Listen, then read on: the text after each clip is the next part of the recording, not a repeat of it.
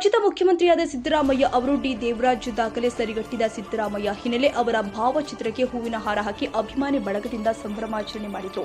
ಪಟ್ಟಣದ ಪೊಲೀಸ್ ಠಾಣಾ ಸಮೀಪದ ಡಾ ಬಾಬಾ ಸಾಹೇಬ್ ಅಂಬೇಡ್ಕರ್ ವೃತ್ತದಲ್ಲಿ ಸಿದ್ದರಾಮಯ್ಯ ಅಭಿಮಾನಿಗಳು ಡಾ ಬಾಬಾ ಸಾಹೇಬ್ ಅವರ ಭಾವಚಿತ್ರಕ್ಕೆ ಹೂವಿನ ಹಾರ ಹಾಕಿ ಗೌರವ ಸಮರ್ಪಣೆ ಮಾಡಿದರು. ಬಳಿಕ ಸಮೀಪದಲ್ಲಿ ಇರುವ ನೂತನ ಕಟೌಟ್ಗೆ ಜೆಸಿಬಿಯಲ್ಲಿ ಹೂವಿನ ಹಾರ ಹಾಕಿ ಪುಷ್ಪಾರ್ಚನೆ ಮಾಡಿ ಪಟಾಕಿ ಸಿಡಿಸಿ ಸಿಹಿ ಹಂಚಿ ಅದ್ದೂರಿಯಾಗಿ ಸಂಭ್ರಮಾಚರಣೆ ಮಾಡಿದರು.